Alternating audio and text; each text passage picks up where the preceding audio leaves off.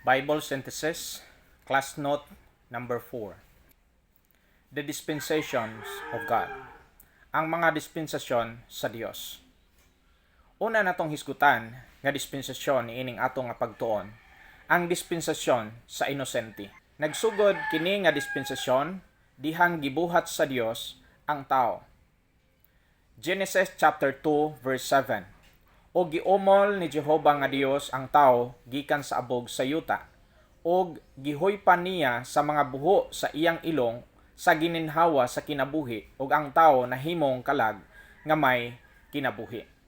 Genesis chapter 2 verse 22 ug 23. Ug ang gusok nga gikuha ni Jehova nga Dios gikan sa tao gibuhat niya nga usa ka babay, ug iyang gidala siya ngadto sa lalaki, ug miingon si Adam, kini mao karon ang bukog sa akong mga bukog, ug unod sa akong mga unod. Siya paganganlan nga babae kay gikuha siya gikan sa lalaki.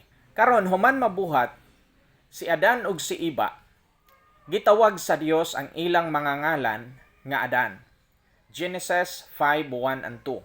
Kini mao ang basahon sa mga kaliwatan ni Adam. Sa adlaw nga gibuhat sa Dios ang tao sa kasama sa Dios, siya gibuhat niya, lalaki ug babae iyang gibuhat sila, o gipanalanginan sila, o gitawag niya ang ngalan nila og Adam sa adlaw sa pagbuhat kanila. Karon ang tao, human siya gibuhat, gipapuyo siya sa usa ka tanaman sa Dios. Ang pinuy-anan sa tao nga wala pa makasala. Ang Dios nagtanom og tanaman aron puy-an.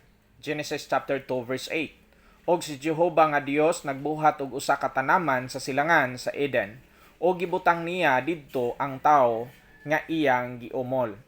Unya didto sa tanaman makita ang matanom og mabungahon nga kahoy alang sa pagkaon. Genesis 2:9 to 16. Ana usab sa taliwala sa tanaman sa Eden ang kahoy sa kinabuhi.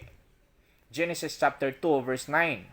Ug nagpaturok si Jehova nga Dios gikan sa yuta sa tanan nga kahoy nga makapahimuot sa igtatanaw ug maayo nga kanon, ug ang kahoy usab nga sa kinabuhi diha sa taliwala sa tanaman, ug ang kahoy sa pag-ila sa maayo ug sa dautan. Unya tupad niining mao nga kahoy, mao ang kahoy nga gidili sa Dios ngadto sa tao, ang kahoy sa pag-ila sa maayo ug sa dautan. Genesis chapter 2 verse 9 ngadto sa verse 17. Gibutang ang tao sa tanaman sa Eden aron mag-uma ug magbantay sa tanaman.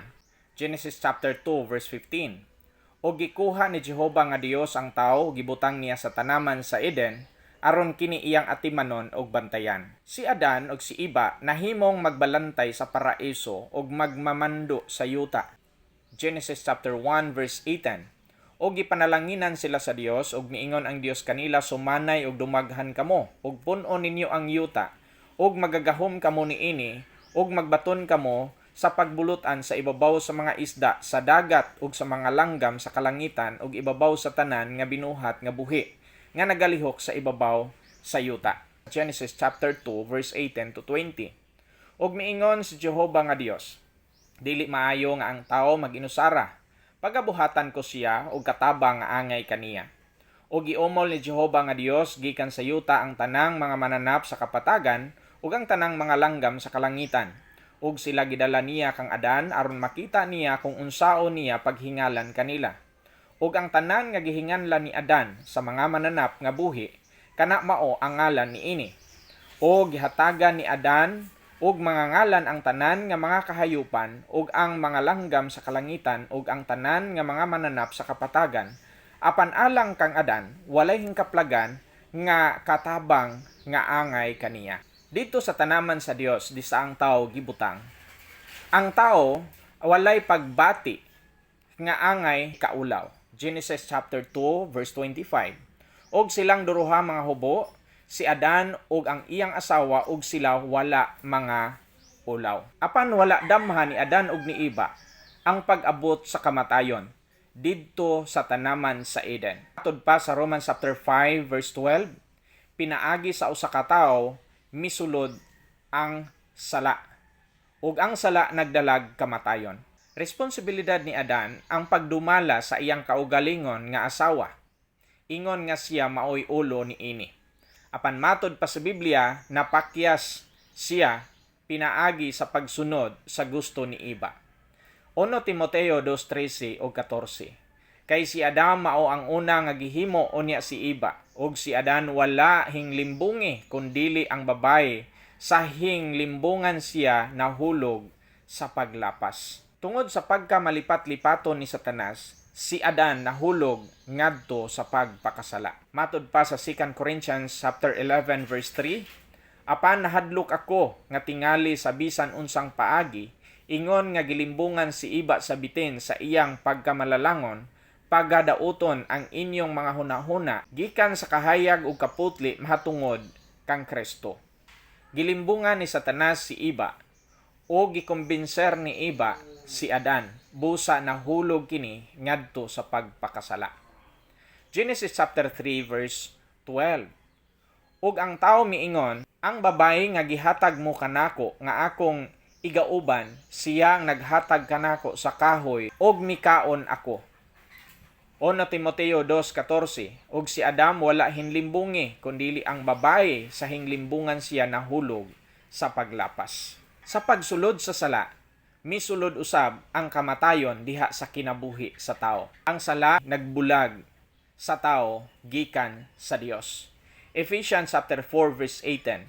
Nga gingit-ngitan ang ilang pagsabot nga nahamulag sa kinabuhi sa Dios, pinaagi sa kaburo nga anaa kanila tungod sa pagkatig-a sa ilang kasing-kasing. Santiago 1:15. Unya ang kailibgon sa human makapanamkon mga anak sa sala ug ang sala sa magulang na magaanak sa kamatayon. Tungod ni ana, ang kamatayon mikaylap sa tanang tao tungod kay ang tanan nakasala man. Diha kang Adan ang tanan namatay. 1 Corinto 15:22. Kaingon nga kang Adan ang tanan nangamatay, ingon man usab kang Kristo ang tanan mga buhi. Kitang tanan anaa kang Adan sa dihang siya nakasala, busa sad-a na sukad pa sa sinugdan. Walay basihan ang teorya nga ang matag bata usa ka lunsay ug bag-ong binuhat. Ang pagkaylap sa kamatayon sa tanan mopatin-aw lamang pinaagi sa kamatuoran nga si Adan isip punuan nga ulo sa katawhan nagpasa og makasasala nga kinaiya ngadto sa tanan niyang mga kaliwat. Ang unang pahibalo sa plano sa Dios sa kaluwasan, human ang tao nakasala. Kini gipahayag sa Dios dinha sa Genesis 3:14 ngadto sa 16. Og si Jehova nga Dios nag-ingon sa bitin, tungod kay ikaw nagbuhat niini tinunglo ikaw labi pa kaysa tanang mga kahayupan, og labaw sa tanan nga mga mananap sa kapatagan. Sa imong tiyan magakamang ka og magakaon ikaw sa abog sa tanan nga mga adlaw sa imong kinabuhi.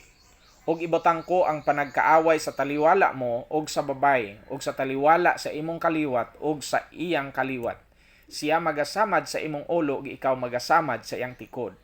Nag-ingon siya sa babay, pagapadaghanon ko sa hilabihan gayod ang imong mga kasakit, ug ang imong mga pagpanamkon, ug sa may kasakit ikaw magapanganak og mga anak, ug ang imong tinguha mao ang pagpangandoy sa imong bana ug siya magabuot kanimo. Sa pagkakaron si Satanas gitawag nga prinsipe ni ining kalibutana diha sa balaang kasulatan, John 16:11, Mateo 4:8 ug 9. Gitawag usab siya Dios niining panahona, 2 Corinthians 4:4. Maingon man nga gitawag siya og prinsipe sa gahom sa kahanginan, Efeso 2:2. Ang pangutana, kinsa ang gitahasan sa Dios o administrador sa dispensasyon sa inosente? Ang tubag ni ana, si Adan ug si Iba. Genesis chapter 1 verse 28. O gipanalanginan sila sa Dios ug miingon ang Dios kanila, sumanay ug dumaghan kamo, ug pun-on ninyo ang yuta, ug magagahom kamo niini ug magabaton kamo sa pagbulutan sa ibabaw sa mga isda, sa dagat ug sa mga langgam sa kalangitan, ug ibabaw sa tanan nga mga binuhat nga buhi nga nagalihok ibabaw sa yuta. Unsay limitasyon sa katuigan sa dispensasyon sa inosente? Ang dispensasyon sa inosente nagsugod gikan sa paglalangkang Adan hangtod sa pagkaon sa bunga, sa prutas, sa pag-ila, sa maayo ug sa dautan.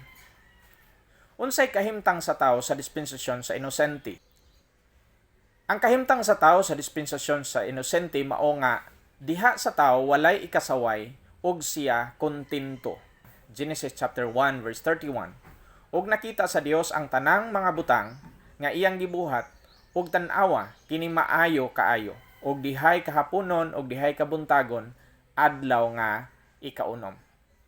Apan unsay responsibilidad sa tao sa dispensasyon sa inosente? Matud pa sa Genesis chapter 2 verse 17, sila dili mokaon ni anang prutas sa pag-ila sa maayo ug sa dautan.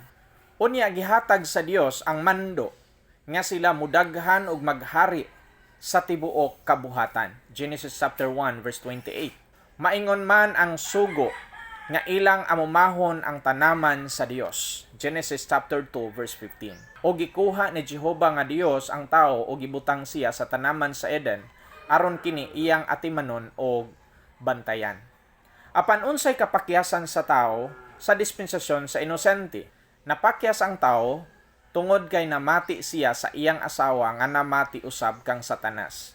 Gitinguha nga mahisama sa Dios ug misupak sa Dios pinaagi sa pagkaon sa gidili nga bunga.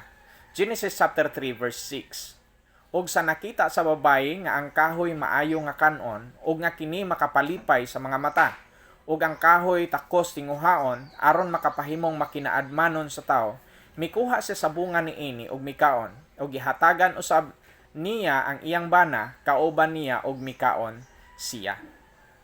Karon unsay resulta sa kapakyasan sa tao sa dispensasyon sa inosente? Matud pa sa Genesis 3:7, misulay pagtabon ang tao sa ilang kahubo. Genesis 3:7. Ug nangabuka ang mga mata nilang duha ug sila nang hibalo nga sila mga hubo ug na nagtahi sila sa mga dahon sa higera ug na nagbuhat og mga tapis alang sa ilang kaugalingon. Genesis 3:10. Sila mibati og kahadlok sa buhi nga Dios.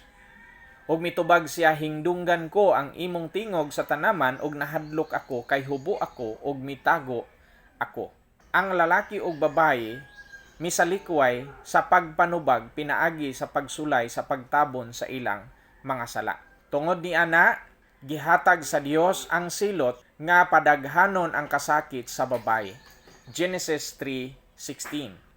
Nag-ingon siya sa babayi, pagapadaghanon ko sa hilabihan gayud ang imong mga kasakit ug ang imong mga pagpanamkon ug sa may kasakit ikaw magapanganak ug mga anak ug ang imong tinguha mao nga mangandoy ka sa imong bana ug siya magabuot kanimo. Maingon man nga ang yuta gitunglo tungod sa lalaki. Genesis 3:17.